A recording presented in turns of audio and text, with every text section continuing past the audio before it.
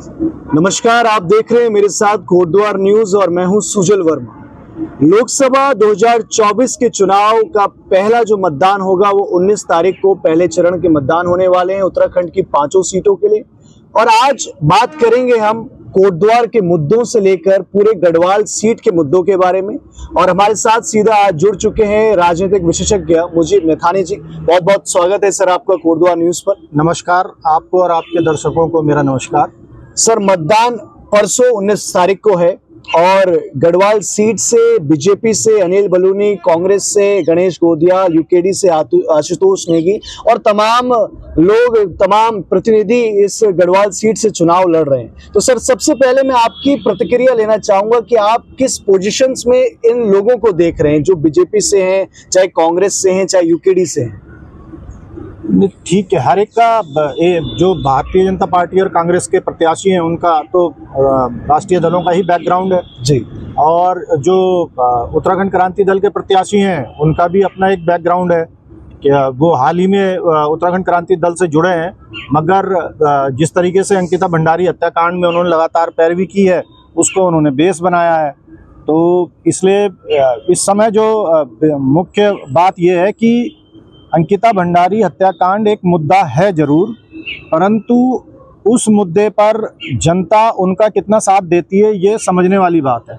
और यहाँ पे जो अब तक का जो समीकरण बता रहा है कि लड़ाई जो है भारतीय जनता पार्टी और कांग्रेस के ही सीधी टक्कर है जी। उसमें आशुतोष नेगी कहीं खड़े नजर नहीं आ रहे हैं। लेकिन सर, जैसे ये जो अंकिता वाला मामला था, इसमें शुरुआत में कांग्रेस यूकेडी एक साथ थी, समर्थन कर रही थी उस मुद्दे का।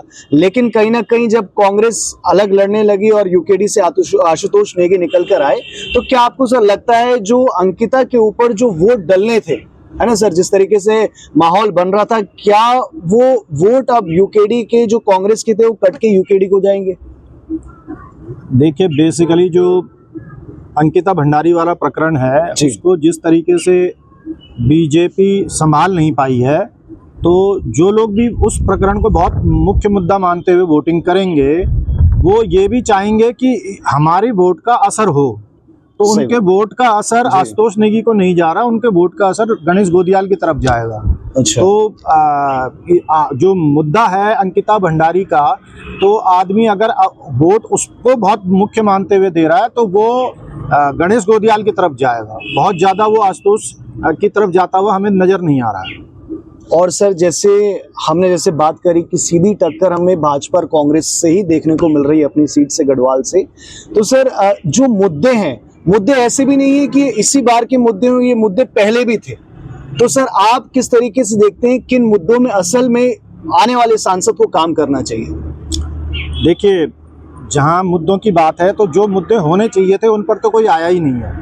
ना तो भारतीय जनता पार्टी उन मुद्दों पे बात कर रही है क्योंकि वो सत्ता में है, और ना ही कांग्रेस उन मुद्दों पे बात कर रही है। भारतीय जनता पार्टी ने ये जरूर कहा है कि केंद्र में, राज्य में सांसद सब उनके होंगे तो उनको ज़्यादा सहूलियत होगी, परंतु हम पिछले 10 सालों में देख चुके हैं, 10 सालों से हमारे सांसद भी वही हैं। केंद्र में भी भाजपा की सरकार है, यहाँ भी राज्य में कम हो गए 7 साल भाजपा की सरकार को हो गए हैं। तो कोई ऐसा एक व्यू पॉइंट ये लोग दिखा नहीं पाए हैं कि 5 सांसद जो लगातार यहाँ से 10 साल तक चुने जाते रहे भारतीय जनता पार्टी के, और भारतीय जनता पार्टी की सरकार रही, 5 सांसद केवल एक काम बता दें कि उन्होंने अपनी लोकसभा क्षेत्र में ये विकास का एक अलग से मुद्दा कोई करा दिया हो जिससे हम कहें कि हाँ उनका कहीं विजन चल रहा है। हकीकत यह है कि उत्तराखंड के पिछले जो 5 सांसद रहे उनका कोई विजन ही नहीं रहा है।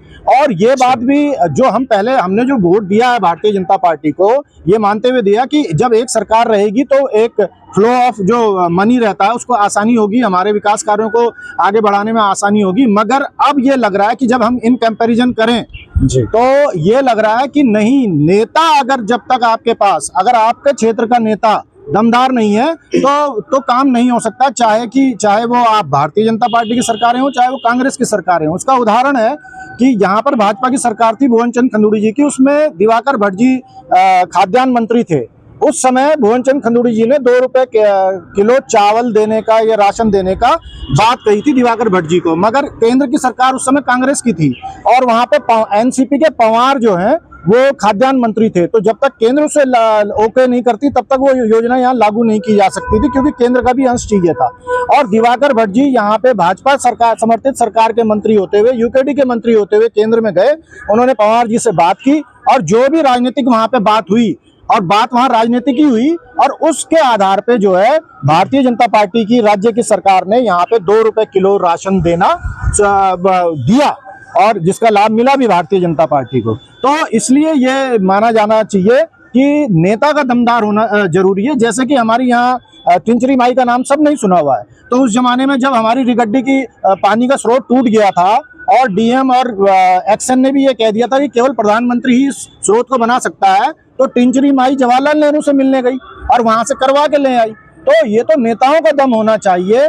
और ये देखा गया, जैसे वेंकैया नायडू थे, जब वो भाजपा की सरकार में थे, तो उन्होंने आंध्र प्रदेश को केवल एनजीओ को उतना बजट दिया कि जितना बजट उत्तराखंड का स्वयं का नहीं था। तो मुख्य बात यह है कि अगर आपका नेता दमदार है, चाहे वो किसी भी पार्टी का है, तो वो काम करवा के ला सकता है। और अगर आपके नेता दमदार नहीं है, 5 सांसद थे यहाँ से, और हमारे निशंक जी तो मुख्यमंत्री भी रहे। केंद्रीय विद्यालय की बात मैं आपसे कहूँ, देखिए ये विडंबना है कि लोग ये नहीं जानते कि केंद्रीय विद्यालय संगठन किसने बनाया। जो हमारे गढ़वाल के प्रथम सांसद रहे, स्वतंत्रता संग्राम सेनानी रहे, भक्त दर्शन जी, वो केंद्रीय विद्यालय बनाने में सबसे अहम भूमिका उनकी थी। केंद्रीय विद्यालय संगठन के प्रथम अध्यक्ष भी इस चक्कर में वो बने, और उन्होंने पहला काम कि 1963 में केंद्रीय विद्यालय की स्थापना हुई, और 1963 में लैंसडाउन में केंद्रीय विद्यालय खुल गया। और आज इन 60 सालों के बाद भी केंद्रीय विद्यालय के लिए कोटद्वार में स्ट्रगल किया जा रहा है। तो ये बताता है कि अगर हमारे नेता दमदार नहीं है, तो सरकारें किसी की हो, एक ही सरकारें हो, कभी भी काम जो है नहीं हो सकता। आप देखिए क्या केंद्रीय विद्यालय इस सत्र में खुल रहा है। व्यक्तिगत कितना आदमी मजबूत है आपका, हाँ, नेता। लेकिन कहीं ना कहीं सर ये बात भी निकल के आ जाती है, अगर स्पेशली हम कोटद्वार को लेकर बात करें कि जैसे मेयर यहाँ पर कांग्रेस की थी, लेकिन ऊपर भाजपा सरकार थी। अगर जनता मौका दे देती है गणेश गोदियाल को, कांग्रेस से वो जीत जाते हैं, लेकिन इत्तेफाक से अगर हम बात करें केंद्र में भाजपा की सरकार बनती है, तब इशू वही आएगा। नहीं, जो बात आप कह रहे हैं मैं उसकी भी पूर्ति कर रहा हूँ। जहाँ पे मेयर रही कांग्रेस की, वो मेयर ने झूठा शपथ पत्र दिया। ये शासन ने कहा है कि उनका शपथ पत्र उस दिन झूठा था, क्योंकि वो अतिक्रमणकारी थी। मगर त्रिवेंद्र सिंह रावत और पुष्कर सिंह धामी की सरकारों ने लगातार उन्हें बचाया। मेरे पास पत्राचार है, शासन ने, सेक्रेटरियों ने ये कह दिया कि इनको हटाया जाना बेहद जरूरी है, और उन्होंने ये बताया कि ये तो झूठे शपथ पत्र का ही मामला है, केवल अतिक्रमणकारी होने का नहीं है, इन्हें केवल हटाने का नहीं है। परंतु बचाया किसने? भारतीय जनता पार्टी की सरकार ने। पूरे 5 साल उनको चलने दिया। तो ये दमदार जो राजनीतिक वो चल रहा है। और ऐसा नहीं है कि यहाँ पे बजट नहीं आया। आप देखिए, बजट इन्होंने जबरदस्ती खर्च की। यहाँ पे बस अड्डा बनाने की जरूरत ही नहीं थी देवी मंदिर में, वहां बनाया गया। जो मोटर नगर है वहां पे बनाया गया। मोटर नगर वाला प्रकरण किसने रोका हुआ है? आप देखिए, अगर ये वाकई होते तो ये आज हाई कोर्ट में चले जाते। इसमें तो सीबीआई इंक्वायरी होनी चाहिए। इस समय लोग जेल में होते, भारतीय जनता पार्टी के भी और कांग्रेस के भी। तो ये तो मिली भगत चल रही है, ये गलत है। ये मैं तो ये कहता हूं कि जितने भी एग्जाम्पल आप उठाइए, आप देखिए कि कोई काम हुआ या रुका, उसमें दोनों दलों के लोग नेता मिले हुए हैं। दोनों दलों के नेताओं की आपसी मिलीभगत के कारण ही कोई काम बनता है या रुकता है। इसलिए ये कह देना कि केंद्र में इसकी सरकार है, इसलिए लोगों को चुनना पड़ेगा, ये बिल्कुल गलत है जी। और साथ ही सर, जो गढ़वाल की सबसे बड़ी समस्या है पलायन की, कि आज गांव के गांव खाली हो गए, देहरादून बस रहे हैं, दिल्ली बस रहे हैं। लेकिन सर, क्योंकि पलायन इसलिए भी है कि स्वास्थ्य सेवाएं नहीं है, शैक्षणिक आपके संस्थान नहीं है, बेरोजगारी इतना बड़ा मुद्दा है।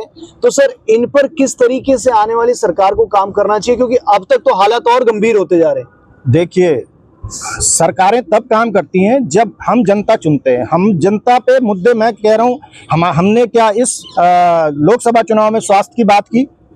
क्या हमने शिक्षा की बात की? क्या हमने ये कहा कि हमारे टोटल जीडीपी का कितना प्रतिशत जो है शिक्षा पे खर्च हो रहा है आज की तारीख में? क्या हमने ये कहा कि हमारे टोटल जीडीपी का कितना स्वास्थ्य पे खर्च हो रहा है और कितना होना चाहिए? हमने कहीं ये बात नहीं की है।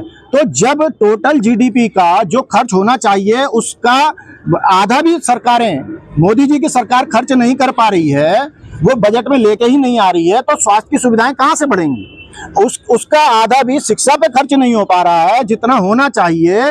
तो कहाँ से शिक्षा में सुधार आएगा। आपने ये बात कही कि जो हमारे ये पुराने जमाने के जो डिग्री कॉलेज उस जमाने में बनाया गया, उस जमाने में वोकेशनल ट्रेनिंग वगैरह ये तो होती नहीं थी। जो इंडस्ट्री आप लेके, ये बात तो आप करते हो कि यहाँ इंडस्ट्री आनी चाहिए, परंतु उस इंडस्ट्री में जो टेक्निकल कोर्सेज से सज्जित आदमी होना चाहिए, उसके लिए तो पढ़ाई के लिए कुछ नहीं है। तो क्या हमने वो कोर्सेज यहाँ खोले?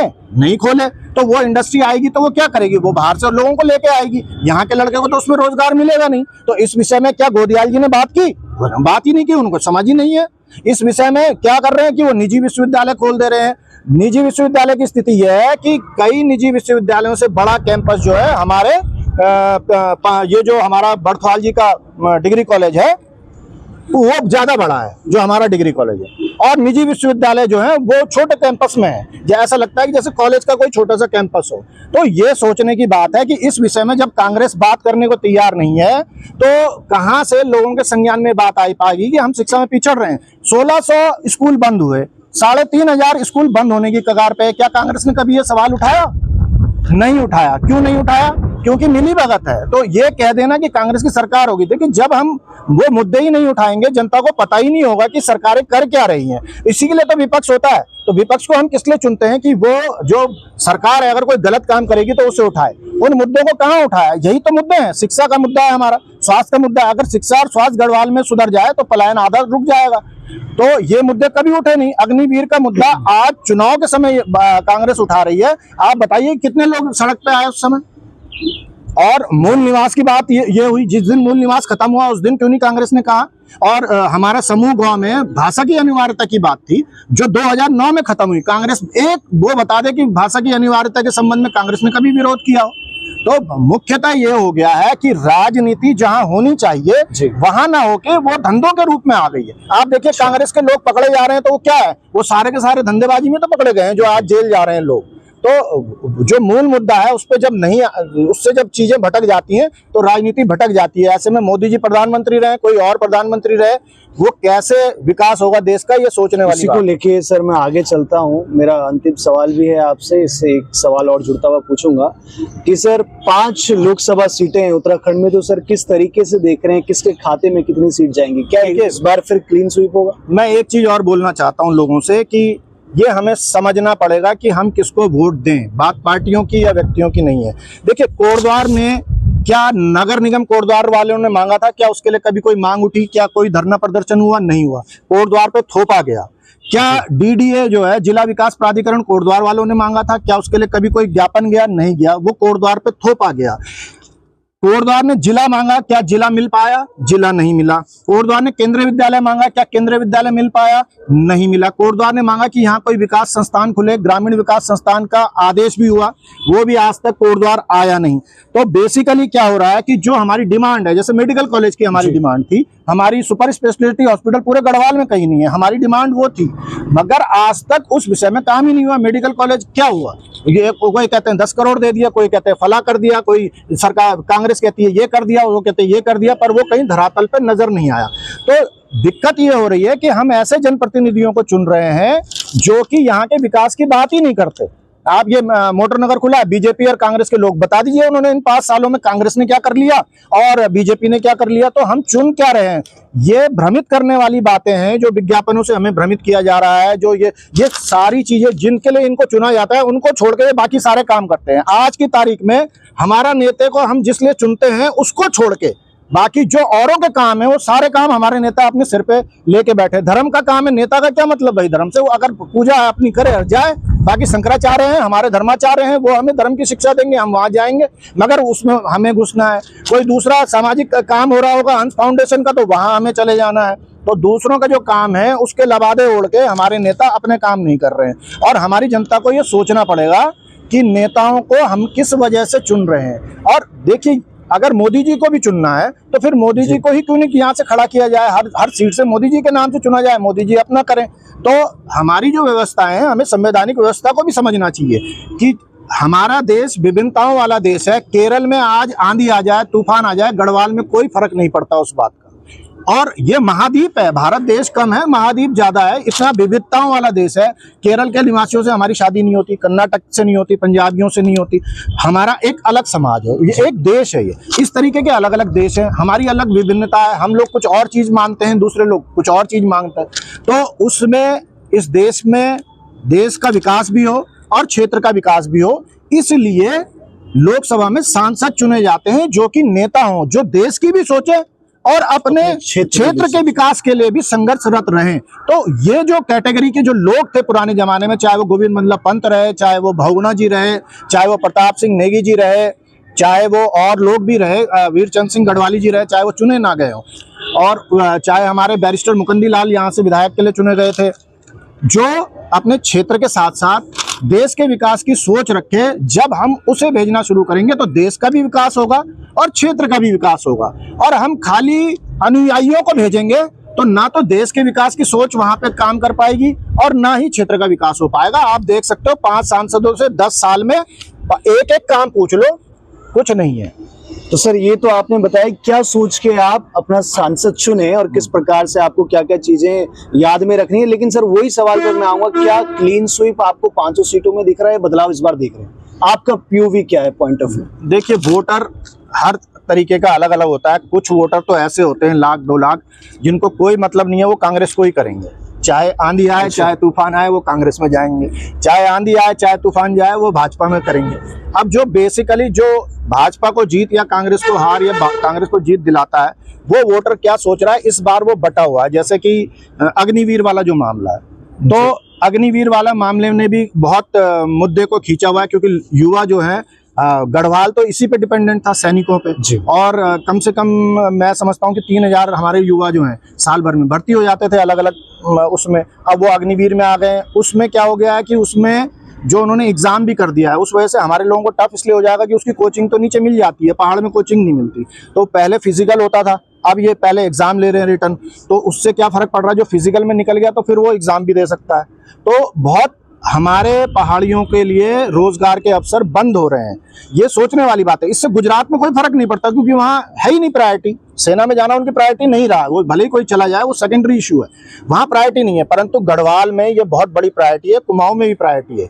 लोग इस विषय में सोच रहे हैं, इसलिए बीजेपी को इसमें नुकसान होगा। अंकिता भंडारी वाला प्रकरण है, उसके साथ भूमि कानून और मूल निवास 1950 जब ये खत्म किए गए थे, तब लोगों को समझ नहीं आई थी कि ये एक्चुअली में हो क्या रहा है।